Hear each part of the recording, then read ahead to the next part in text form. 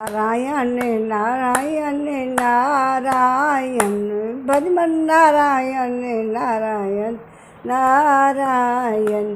गोविंद मेरो है गोपाल मेरो है, फिर बांके बिहारी नंदलाल मेरो है। बांके बिहारी जय हो तुम्हारी, जय हो तुम्हारी लाला जय हो तुम्हारी। श्रीमन नारायण नारायण नारायण भजमन नारायण नारायण नारायण। हरे राम राम राम हरे हरे, हरे कृष्णा कृष्ण कृष्ण हरे हरे, हरे राम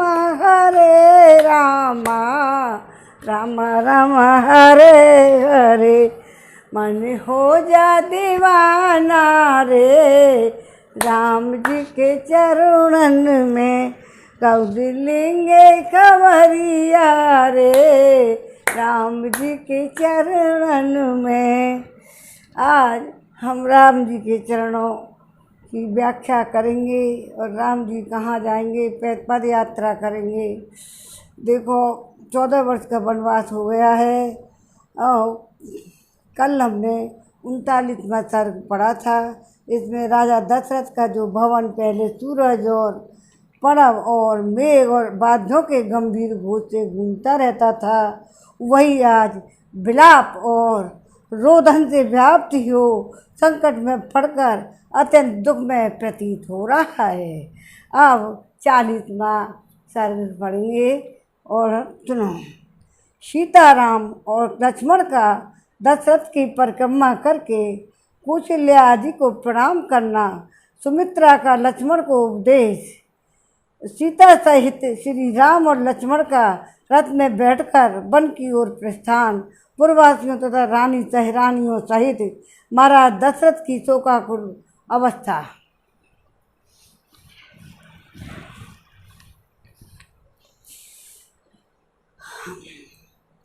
अतु रामस्य सीता च लक्ष्मणस्य कृतांजलि, उपसंग्रहे राजानां चक्रुदीनः तदेक्षणम्। बोल सिया राम जय जय राम।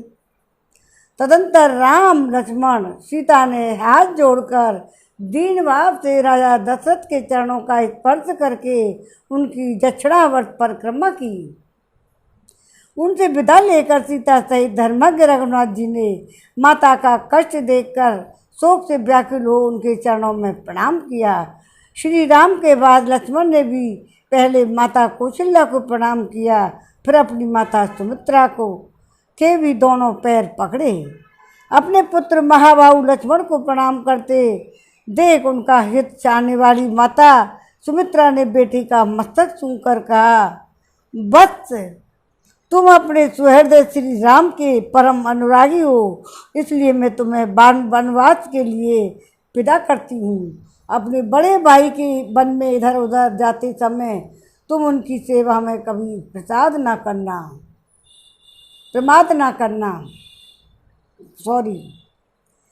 तो कभी प्रमाद ना करना। ये संकट में हो या समृद्धि में, यही तुम्हारी परम गति है। निष्पाप लक्ष्मण, संसार में सत्पुरुषों का यही धर्म है। सर्वदा अपने बड़े भाई की आज्ञा के अधीन रहें। दान देना, यज्ञ में दीक्षा ग्रहण करना और युद्ध में शरीर त्यागना, यही इस कुल का उचित एवं सनातन आचार है। अपने पुत्र लक्ष्मण से ऐसा कहकर सुमित्रा ने वनवास के लिए निश्चित विचार रखने वाले सर्वप्रिय श्री रामचंद्र जी से कहा, बेटा जाओ तुम्हारा मार्ग मंगल में हो। इसके बाद वे लक्ष्मण से फिर बोली, बेटा श्री राम को ही अपने पिता और महाराज दशरथ समझो। जनक नंदिनी सीता को ही अपनी माता सुमित्रा मानो, वन को ही अयोध्या जानो। अब सुखपूर्वक यहाँ से प्रस्थान करो।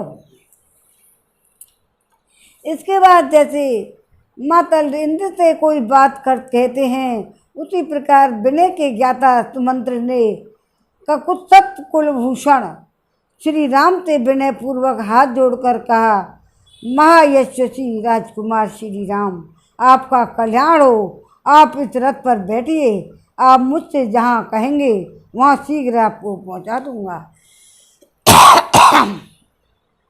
आपको जिन 14 वर्षों तक वन में रहना है तो उनकी गणना आज से ही आरंभ हो जानी चाहिए, क्योंकि देवी कैकेयी ने आज ही आपको वन में जाने के लिए प्रेरित किया है।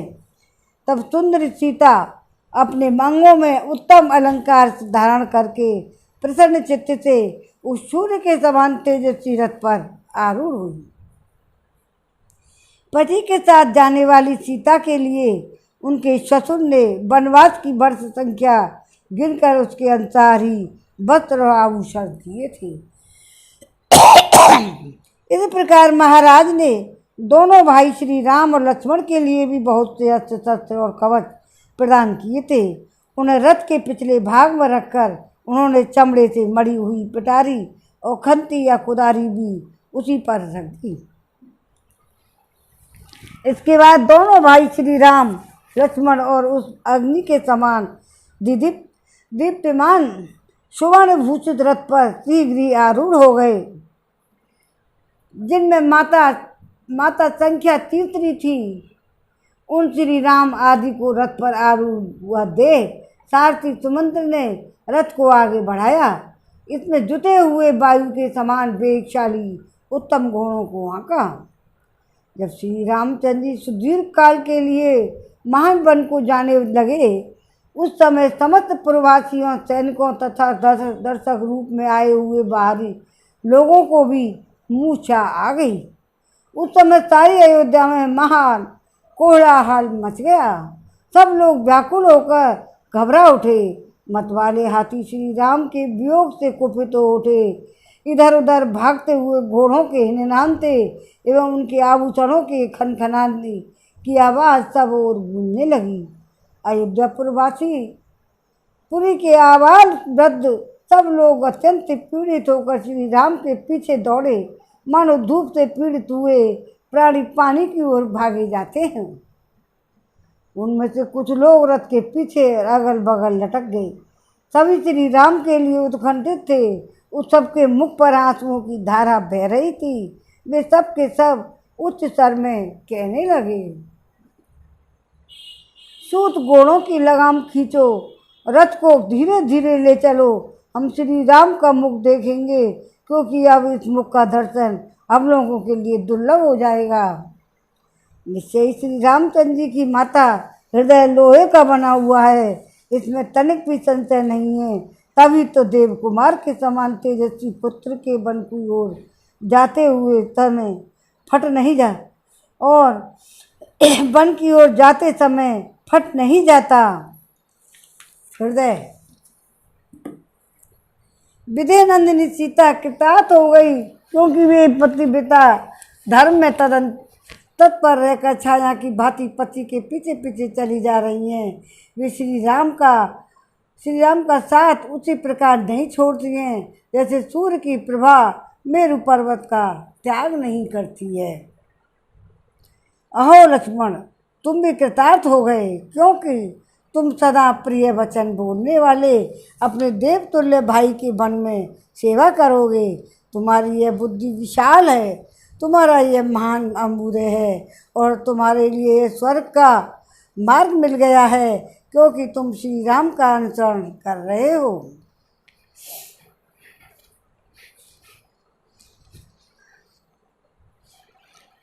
ऐसी बातें कहते हुए पूर्ववासी मनुष्य उमड़े हुए आंसुओं का वेग न सह सके। वे लोग सबके प्रेम पात्र कुकुकुल नंदन श्री रामचंद्र जी के पीछे पीछे चले जा रहे हैं। उसी समय दयनीय दशा को प्राप्त हुई अपनी स्त्रियों से घिरे हुए राजा दशरथ अत्यंत दीन होकर, मैं अपने प्यारे पुत्र श्री राम को देखूंगा, ऐसे कहते हुए महल से बाहर निकल आए। उन्होंने अपने आगे रोती हुई स्त्रियों का महान आर्तनाद सुना। वह वैसा ही जान पड़ता था जैसे बड़े हाथी युद्धपति के बांध बांध लिए जाने पर हथनियों का चित्कार सुनाई देता है। उस समय श्री राम के पिता ककुत्सत वंशी श्रीमान राजा दशरथ उसी तरह खिन्न जान पड़ते थे जैसे पर्व के समय राहु से प्राप्त होने वाली पूर्ण चंद्रमा श्रीहीन प्रतीत होते हैं। और यह देख अचिंत्य स्वरूप दशरथ नंदन श्रीमान भगवान राम ने सुमंत्र को प्रेरित करते हुए कहा, आप रथ को तेजी से चलाइए। एक और श्री रामचंद्र सारथी से रथ हाँकने के लिए कहते थे, दूसरी ओर सारा जन समुदाय उन्हें ठहर जाने के लिए कहता। जब इस प्रकार दुविधा में पड़कर सारथी सुमंत उस मार्ग पर दोनों में से कुछ न कर सके, न तो रथ को आगे बढ़ा सके न सर्वथा रोक ही सके। माँ बाबू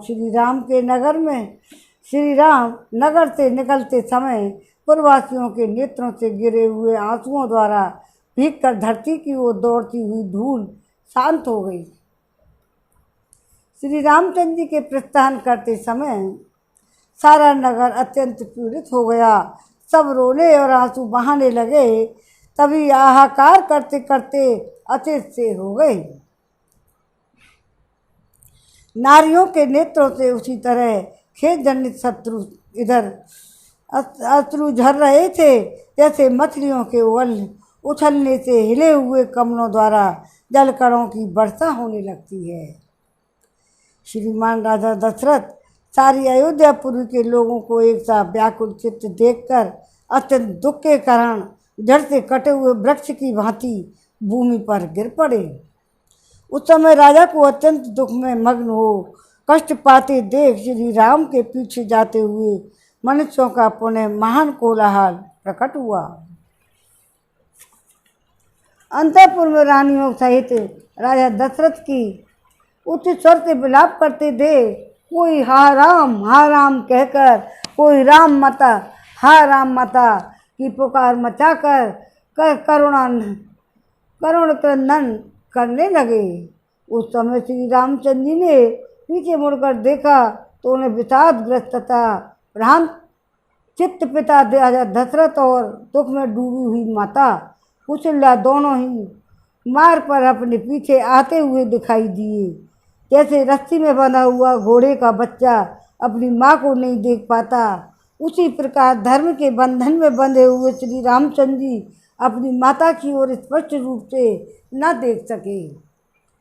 जो सवारी चलने योग्य दुख भोगने के अयोग्य और सुख भोगने के योग्य ही थे, उन माता पिता को पैदल ही अपने पीछे पीछे आते देख श्री रामचंद्र ने सारथी को शीघ्र रथ हाँकने के लिए प्रेरित किया। जैसे अंकुश से पीड़ित किया हुआ यजराज उस कष्ट को नहीं सहन कर पाता है, उसी प्रकार पुरुष सिंह श्री राम के लिए माता पिता को इस दुखद अवस्था में देखना असह्य हो गया।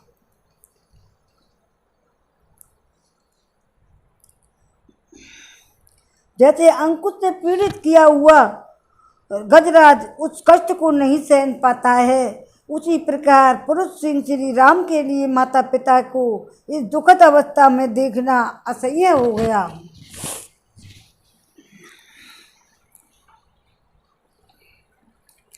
जैसे बंधे हुए बछड़े वाली तवस्ता गऊ शाम को घर को लौटती है, लौटते तो बछड़े के स्नेह से दौड़ी चली आती है, उसी प्रकार राम की माता कौशल्या उनकी ओर दौड़ी आ रही थी।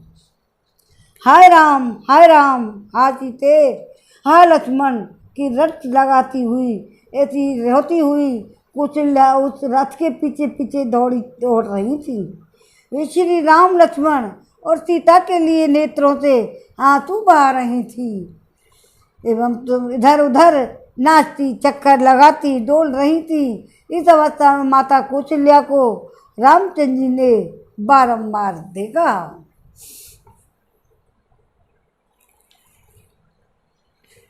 राजा दशरथ चिल्लाकर कहते थे, सुमंत ठहरो, किंतु रामचंद्र जी कहते थे, आगे बढ़िए, शीघ्र आगे बढ़िए। उन 2 प्रकार के आदेशों में पड़े हुए बेचारे सुमंत्र का मनुष्य पहिए उस समय 2 पहिए के बीच में फंसे हुए मनुष्य का सा हो रहा था।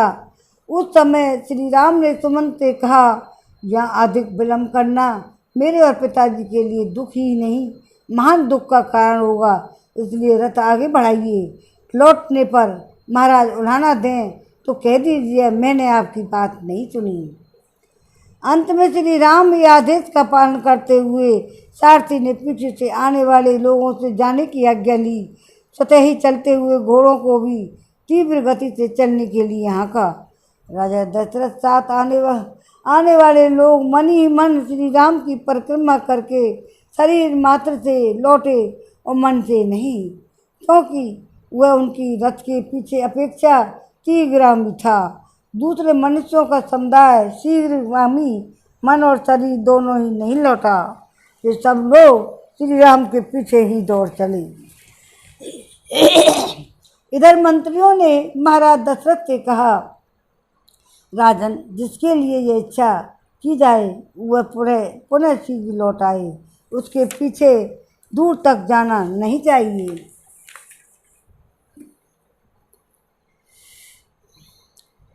सर्वगुण संपन्न राजा दशरथ का शरीर पसीने से भीग रहा था।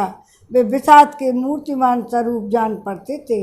अपने मंत्रियों के ऊपर एक बात सुनकर वे वहीं खड़े हो गए और रानियों सहित अत्यंत दीन भाव से पुत्र की ओर देखने लगे। अब 40वां सर्ग पूरा हुआ, विराम हो जाता है। जय राम जय सिया राम, जय जय हनुमान। जय राम जय सिया राम। सिया राम की कहानी बहुत ही अत्यंत दर्दनाक है। इस समय सभी लोगों की आंखों में आंसू बह रहे हैं। अब 41वां सर्ग। श्री राम के वनगमन से रनवास की स्त्रियों का विलाप तथा नगर निवासियों की शोकाकुल अवस्था। पुरुष श्री राम ने माता सहित पिता के लिए दूर से ही हाथ जोड़ रखे थे। उसी अवस्था में जब वे रथ द्वारा नगर से बाहर निकलने लगे, उस समय रनवास की रानियों में बड़ा हाहाकार मच गया। वे रोती हुई कहने लगी, हाय जो हम अनाथ दुर्बल और शोचनीय जनों की गति और सब सुखों की प्राप्ति कराने वाले और शरण समस्त आपत्तियों से हमारी रक्षा करने वाले थे। वे हमारे नाथ मनोरथ पूर्ण करने वाले श्री राम कहाँ चले जा रहे हैं। जो किसी के द्वारा झूठा कलंक लगाए जाने पर भी क्रोध नहीं करते थे, क्रोध दिलाने वाली बातें नहीं कहते थे, वे रूठे हुए सभी लोगों का मनाकर प्रसन्न कर लेते थे। वे दूसरों के दुखों में संवेदना प्रकट करने और संवेदना प्रकट करने वाले राम कहाँ जा रहे हैं। जो महातेजस्वी महात्मा श्री राम अपनी माता कौशल्या के साथ जैसा बर्ताव करते थे वैसा ही बर्ताव हमारे साथ भी करते थे। वे कहाँ चले जा रहे हैं। कैकेयी के द्वारा कलेश में डाले गए महाराज के बन जाने के लिए कहने पर हम लोगों की अथवा समस्त जगत की रक्षा करने वाले श्री रघुवीर कहाँ चले जा रहे हैं। अहो राजा बड़े बुद्धिहीन हैं, जो कि जीव जगत के आश्रयभूत धर्मपरायण सत्यव्रती श्री राम को वनवास के लिए देश निकाला दे रहे हैं। इस प्रकार वे सबके सब रानियां बछड़ों से बिछड़ी हुई गौओं की तरह दुख से आर्त होकर रोने लगी, उच्च स्वर से क्रंदन करने लगी। अंतःपुर में घोर आर्तनाद सुनकर पुत्र शोक से संतप्त हुए महाराज दशरथ बहुत दुखी हो गए। उस दिन अग्निहोत्र बंद हो गया, गृहस्थों के घर भोजन नहीं बना, प्रजाओं ने कोई काम नहीं किया। सूर्यदेव अस्ताचल को चले गए। हाथियों ने मुंह में लिया हुआ चारा छोड़ दिया। गौओं ने बछड़ों को दूध नहीं पिलाया। पहले पुत्र को जन्म देकर भी कोई माता प्रसन्न नहीं हुई। त्रिशंकु मंगल गुरु बुद्ध तथा अन्य समस्त ग्रह नक्षत्रों की कांति फीकी पड़ गई और ग्रह तेज हो गए। वे सब के सब आकाश में विपरीत मार्ग पर स्थित हो गए, धूमाच्छन्न प्रतीत हो रहे थे। आकाश में छाई हुई मेघशाला वायु के भेग से उमड़े हुए समुद्र के समान प्रतीत होती थी। श्री राम के वन को जाते समय वो सारा नगर बड़े जोर जोर से हिलने लगा और यह भूकंप सा आ गया। समस्त दिशाएं व्याकुल हो उठी, उनमें अंधकार सा छा गया। न कोई ग्रह प्रकाशित होता था, न नक्षत्र ही। सहसा सारे नागरिक दीन दिशा को प्राप्त हो गए। किसी ने आहार विहार में मन नहीं लगाया। अयोध्यावासी सब लोग शोक परंपरा से संतप्त हो निरंतर लंबी सांस खींचते हुए राजा दशरथ को कोसने लगे। सड़क पर निकला हुआ कोई भी मनुष्य प्रसन्न नहीं दिखाई देता था। सबका मुख आंसुओं से भीगा पड़ा हुआ था। सभी शोक मग्न हो रहे थे। शीतल वायु नहीं चलती थी। चंद्रमा सौम्य नहीं दिखाई देता। सूर्य भी जगत को उचित मात्रा में ताप या प्रकाश नहीं दे रहा था। सारा संसार ही व्याकुल हो उठा था। बालक माँ बाप को भूल गए। पतियों की स्त्रियां याद नहीं आती थी और भाई का स्मरण नहीं करते। सभी मिलकर सब कुछ छोड़कर केवल श्री राम का ही चिंतन करते रहते थे। चिंतन करने लगे और जो श्री राम के मित्र थे वे सब तो और भी अपनी सुध-बुध खो बैठे थे। शोक के भार से आक्रांत होने के कारण सात रात में सोए तक नहीं। इस प्रकार सारी अयोध्यापुरी श्री राम से रहित होकर भय और शोक से प्रज्वलित सी होकर उसी प्रकार पर्वत सहित यही पृथ्वी डगमगाने लगी। हाथी घोड़े सैनिक सहित उस नगरी में भयंकर आर्तनाद होने लगा। 41वां सर्ग पूरा हुआ। जय राम जय सिया राम, जय राम जय सिया राम, जय जय जय राम जय सिया राम, जय जय हनुमान। जय राम जय सिया राम, जय जय हनुमान। अब 42वां सर्ग पढ़ेंगे सुनो। इसमें है राजा दशरथ का पृथ्वी पर गिरना, श्री राम के लिए विलाप करना, कैकेयी को अपने पास आने से मना करना, उसे त्याग देना, कौशल्या और सेवकों की सहायता से उनका कौशल्या के भवन में आना और वहाँ से भी श्री राम के लिए दुख का ही अनुभव करना। वन की ओर जाते हुए श्री राम रथ की धूल जब तक दिखाई देती रही तब तक इक्ष्वाकु वंश के राजा दशरथ ने उधर से आंखें नहीं हटाईं। वे महाराज अपने अत्यंत धार्मिक प्रिय पुत्र को जब तक देखते रहे तब तक पुत्र को देखने के लिए उनका शरीर मानो पृथ्वी पर बढ़ रहा था।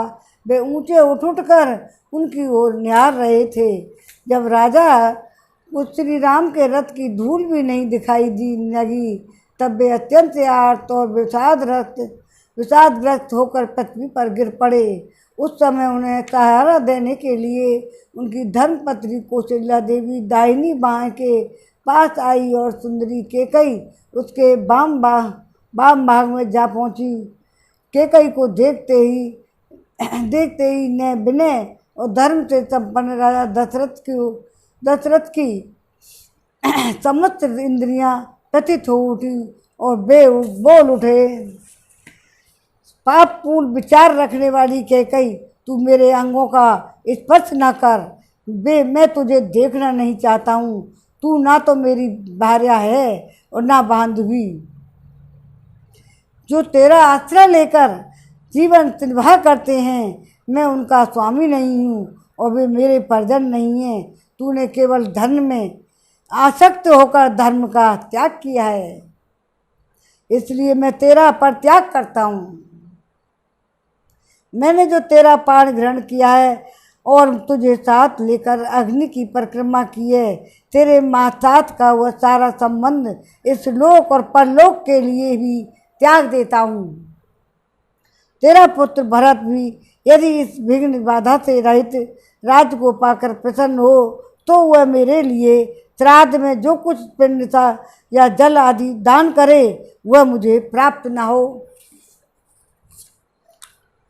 तदंतर शोक से कातर हुई कौशल्या देवी उस समय धरती पर लौटने के कारण धूल से व्याप्त हो महाराज को उठाकर उनके साथ राजभवन की ओर लौटी।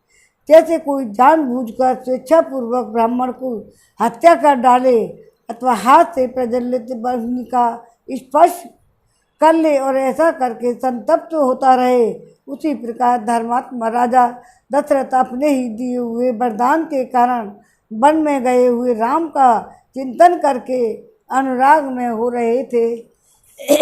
राजा दशरथ बारंबार पीछे लौटकर रथ के मार्गों को देखकर कष्ट उठाते थे। उस समय उनका रूप राहुग्रस्त सूर्य की भांति अधिक शोभा नहीं पाता था। वे अपने प्रिय पुत्र का बारंबार स्मरण करके दुख से आतुर हो विलाप करने लगे।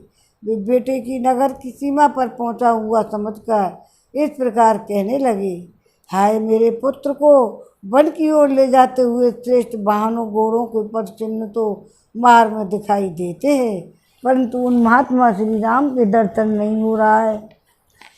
जो मेरे श्रेष्ठ पुत्र श्री राम चंदन से चर्चित हो तकियों का सहारा लेकर उत्तम तैयाओं पर सुख से सोते थे, उत्तम अलंकारों से विभूषित सुंदर स्त्रियां जिन्हें व्यंजन दिलाती थी, वे निश्चय ही आज ये कहीं वृक्ष की जड़ का आश्रय ले अथवा किसी काठ या पत्थर के सिर के नीचे रखकर भूमि पर ही शयन करेंगे।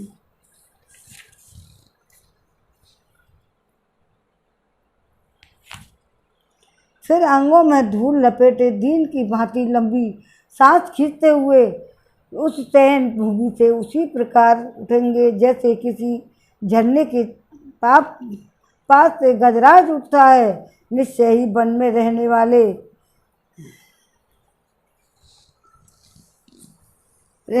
मनुष्य लोकनाथ महाबाहु श्री राम को वहीं से अनाथ की भांति उठकर जाते हुए देखेंगे। जो सदा सुख और भोगों के लिए योग्य हैं वह जनक की प्यारी पुत्री सीता जबत से ही कांटों पर पैर पड़ने से व्यथा का अनुभव करती हुई वन को जाएगी। यह वन के कष्टों से अनभिज्ञ है। वहाँ व्याघ्र आदि हिंसक जंतुओं का गंभीर रोमांचकारी गर्जन तर्जन सुनकर निश्चय ही भयभीत हो जाएगी। अरे के कही तू अपनी कामना सफल कर ले, विधवा होकर राज्य भोग। मैं पुरुष श्री राम के बिना जीवित नहीं रह सकता। इस प्रकार विलाप करते हुए राजा दशरथ से मरघट से नहा कर आए हुए पुरुष की भांति मनुष्यों की भारी भीड़ से घिरकर अपने शोकपूर्ण उत्तम भवन में प्रवेश किया। उन्होंने देखा अयोध्यापुर के प्रत्येक घर का बाहरी चबूतरा भीतरी भाग भी सूना हो रहा है, क्योंकि उन घरों में सब लोग राम के पीछे चले गए थे। बाजार हाट बंद हैं। जो लोग नगर में हैं वे भी अत्यंत क्रांत, दुर्बल और दुख से आतुर हो रहे हैं तथा बड़ी बड़ी सड़कों पर अधिक आदमी जाते आते नहीं दिखाई देते।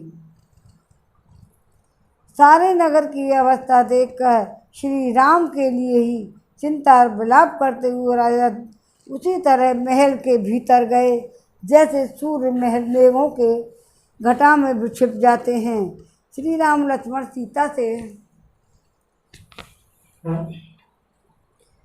सीता से रहित वह राजभवन उस महान अक्षोभ्य जलाशय के समान जान पड़ता था, जिसके भीतर के नाग को गर्म उठा ले गए हों।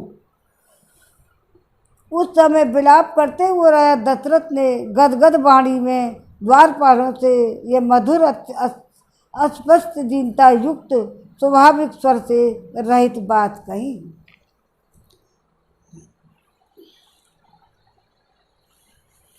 मुझे शीघ्र ही श्री राम की माता कौशल्या के घर पहुंचा दो, क्योंकि मेरे हृदय को और कहीं शांति नहीं मिल सकती।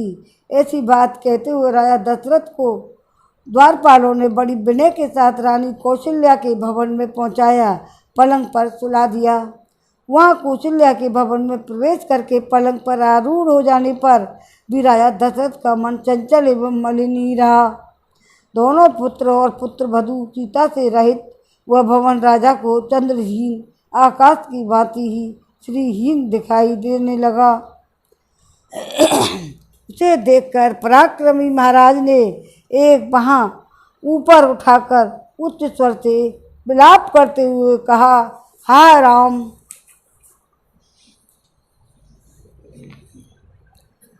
राम, हम दोनों माता पिता को त्याग दे रहे हो, जो नरश्री 14 वर्षों की अवधि तक जीवित रहेंगे और अयोध्या में पुनः लौटे हुए श्री राम को हृदय से लगाकर देखेंगे, वे ही वास्तव में सुखी होंगे।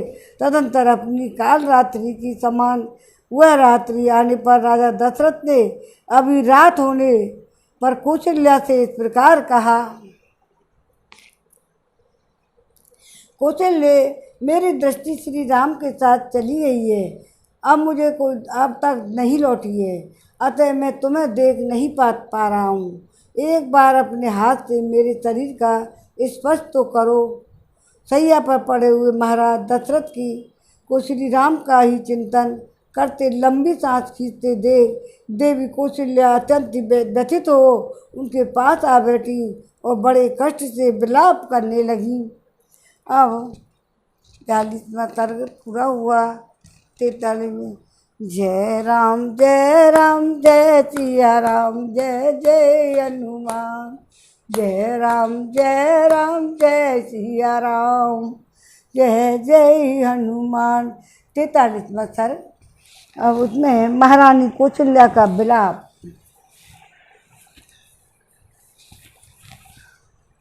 सैया पर पड़े हुए राजा को पुत्र शोक से व्याकुल देख पुत्र के ही शोक से पीड़ित हुई कौशल्या ने उन महाराज से कहा, नरश्रेष्ठ श्री राम पर अपना विष उड़ेलकर टेढ़ी चाल से चलने वाली केकई कैचुल छोड़कर नूतन शरीर से प्रकट हुई सांप सर्पिणी की भांति अब स्वच्छंद विचरेगी। जैसे घर में रहने वाला दुष्ट सर्प बारंबार भय देता रहता है, उसी प्रकार रामचंद्र जी को वनवास देकर सफलतापूर्वक हुई सुभंगा केकई सदा सावधान होकर मुझे त्रास देती रहेगी।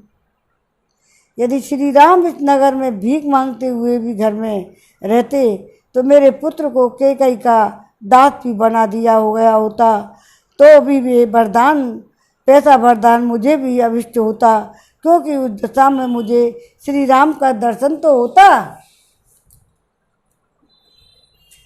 रहता। श्री राम के वनवास का वरदान तो केकई ने मुझे दुख देने के लिए मांगा है। केकई ने अपनी इच्छा के अनुसार श्री राम के उनके स्थान से भ्रष्ट करके वैसा ही किया जैसे किसी अग्निहोत्री पर्व के दिन देवताओं को उनके भाग से वंचित करके राक्षसों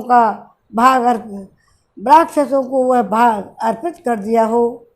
गजराज के समान मंद गति से चलने वाले वीर महाबाहु धनुधर श्री राम निश्चय ही अपनी पत्नी और लक्ष्मण के साथ वन में प्रवेश कर रहे होंगे। महाराज, जिन्होंने जीवन में कभी दुख नहीं देखे, उन श्री राम लक्ष्मण सीता को अपने केकई की बातों में आकर वन में भेज दिया। अब उन विचारों की वनवास के कष्ट भोगने के सिवा और क्या अवस्था होगी। रत्न तुल्य उत्तम वस्तुओं से वंचित वे तीनों तरुण सुखरूप फल भोगने के समय घर से निकाल दिए गए। ऐसे कौशल्या दुख विलाप करती हुई कह रही हैं, अब ये बेचारे फल मूल का भोजन करके कैसे रह सकेंगे। क्या अब फिर मेरे शीश को शोक को नष्ट करने वाला यह शुभ समय आएगा जब मैं सीता लक्ष्मण के साथ वन से लौटे हुए श्री राम को देखूंगी। कब वह शुभ अवसर प्राप्त होगा जबकि वीर श्री राम और लक्ष्मण वन से लौट आए और सुनते ही यशस्वी अयोध्यापुरी के सब लोग हर्ष से उल्लसित हो उठेंगे। घर घर पर फहराए जाएंगे, घर घर फहराए गए ऊंचे ऊंचे ध्वज समूहपुरी की शोभा बढ़ाएंगे। नरश्रेष्ठ श्री राम और लक्ष्मण को पुनः वन से आया हुआ देख अयोध्यापुरी पूर्णिमा के उमड़ते हुए समुद्र की भांति कब हर्षोल्लास से परिपूर्ण होगी। माँ बाबू वीर प्रवेक्षति जैसे हर्षोल्लास से परिपूर्ण होगी। जैसे सांड गाय को आगे करके चलता है उसी प्रकार वीर महाभाव श्री राम रथ पर सीता को आगे करके कब अयोध्यापुरी में प्रवेश करेंगे, कब यहाँ के सहस्त्रों तथा मनुष्यपुरी में प्रवेश करते हैं। राजमार्ग पर चलते हुए मेरे दोनों शत्रुदमन पुत्रों पर खील की वर्षा करेंगे। लावा मतलब खील। उत्तम आयुध और खड़ग लिए शिखर युक्त पर्वतों के समान प्रतीत होने वाले श्री राम और लक्ष्मण सुंदर कुंडलों से अलंकृत हो कब अयोध्यापुरी में प्रवेश करते हुए मेरे नेत्रों के समक्ष प्रकट होंगे। अब ब्राह्मणों की कन्याएं हर्षपूर्वक फूल फल अर्पण करती हुई अयोध्यापुरी की परिक्रमा करेंगी। कब ज्ञान में बड़े चढ़े अवस्था में देवताओं के समान तेजस्वी धर्मात्मा श्री राम उत्तम वर्षा की भांति जन समुदाय को लालन करते हुए यहाँ पधारेंगे। इसमें संदेह नहीं कि पूर्व जन्म में मुझे नीच आचार विचार वाली नारी ने बछड़ों के दूध पीने के लिए उद्यत होते ही उनकी माताओं के स्तन काट दिए गए होंगे। तो पुरुष सिंह से जैसे किसी सिंह ने छोटे से बछड़े वाली वत्सला गौ को बलपूर्वक बछड़े से हीन कर दिया हो, उसी प्रकार कैकेयी ने मुझे बलात् अपने बेटे से विलग कर दिया है। जो उत्तम गुणों से युक्त संपूर्ण शास्त्रों में प्रवीण है उन अपने पुत्र श्री राम के बिना मैं इकलौते बेटे वाली माँ जीवित नहीं रह सकती। अब प्यारे पुत्र श्री राम और महाबली लक्ष्मण को देखें, बिना मुझसे जीवित रहने की कुछ भी शक्ति नहीं है। जैसे ग्रीष्म ऋतु में उत्कृष्ट प्रभाव वाले भगवान सूर्य अपनी किरणों द्वारा इस पृथ्वी को अधिक ताप देते हैं, उसी प्रकार यह पुत्र शोक जनित महान हितकारक अग्नि आज मुझे जलाए दे रही है। 43वां सर्ग पूरा हुआ। श्री राम जय राम जय राम जय सिया राम जय जय हनुमान जय राम जय राम जय राम जय जय सिया राम। हरे राम राम राम हरे हरे हरे कृष्णा कृष्णा कृष्णा हरे हरे।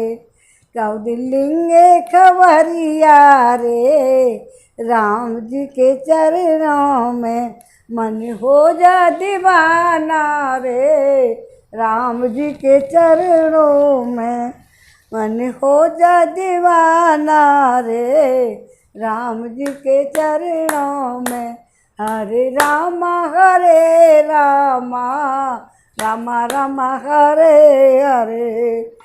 जय राम जय सिया राम जय राम जय सिया जय जय हनुमान। सुमित्रा का कौशल्या को आश्वासन देना। 44वां सर्ग। अब इसमें सुमित्रा जी का आश्वासन मिलेगा। नारियों में श्रेष्ठ कौशल्या को इस प्रकार विलाप करती देख धर्मपरायण सुमित्रा धर्मयुक्त बात बोली।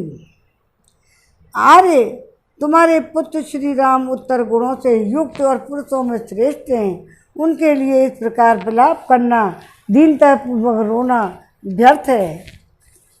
इस तरह रोने धोने से क्या लाभ।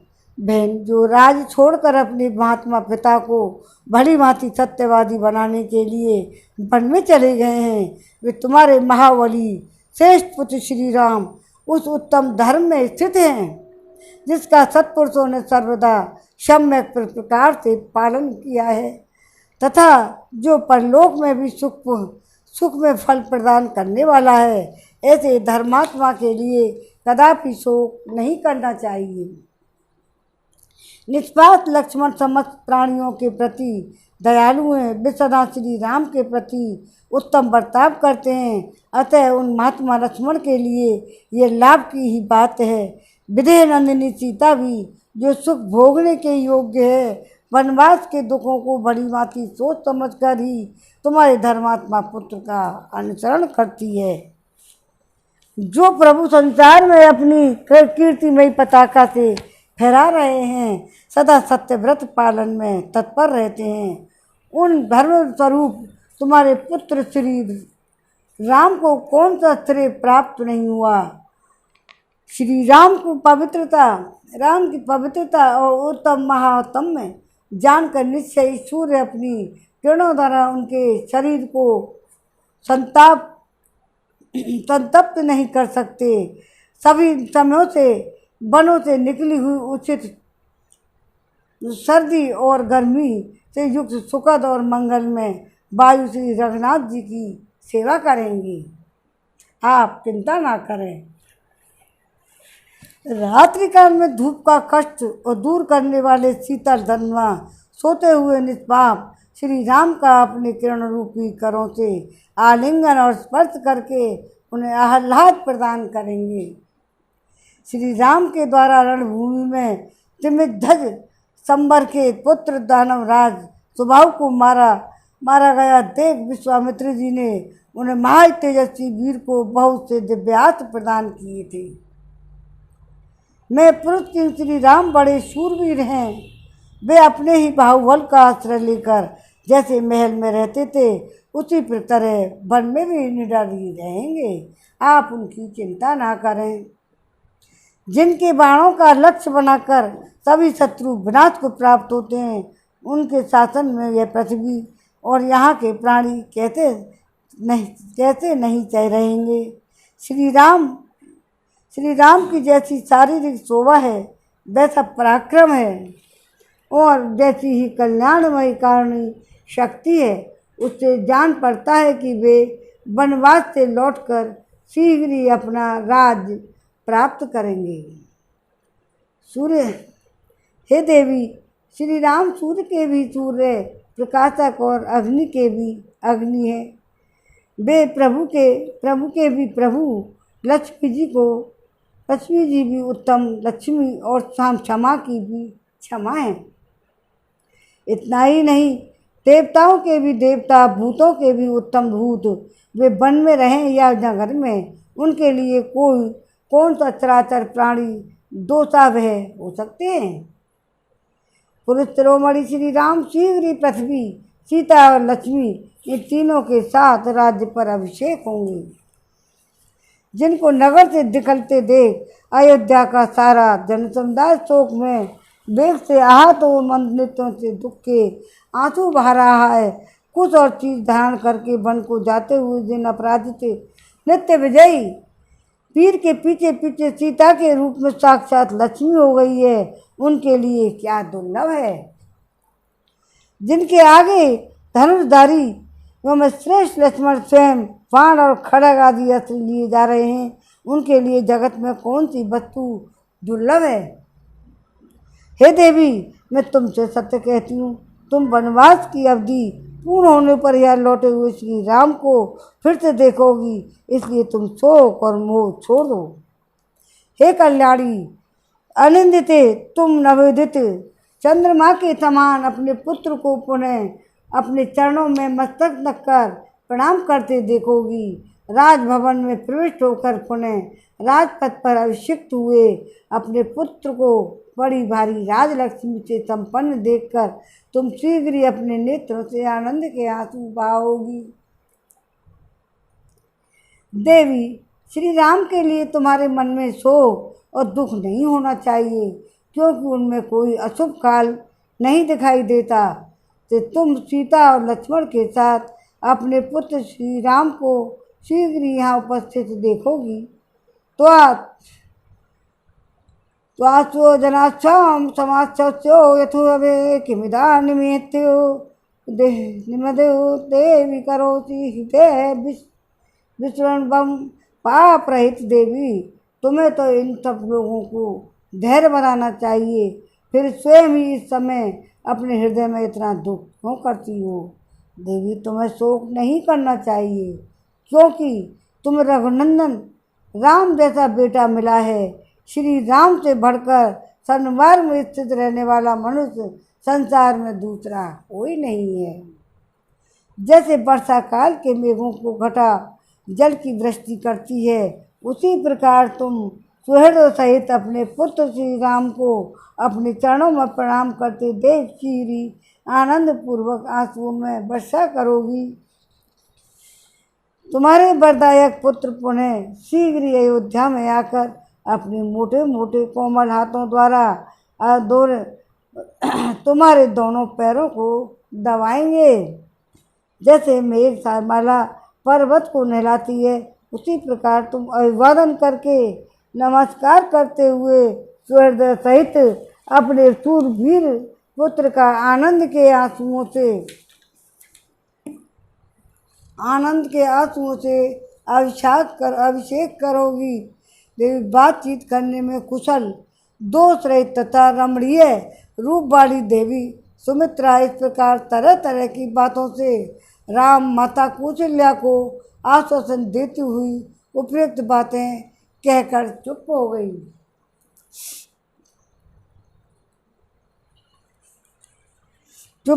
गई। लक्ष्मण की माता का यह वचन सुनकर महाराज दशरथ की पत्नी श्री राम की माता कौशल्या का सारा शोक उनके शरीर मन से ही तत्काल विलीन हो गया। ठीक उसी तरह जैसे शरद ऋतु का थोड़े जल वाला बादल शीघ्र छिन्न भिन्न हो जाता है।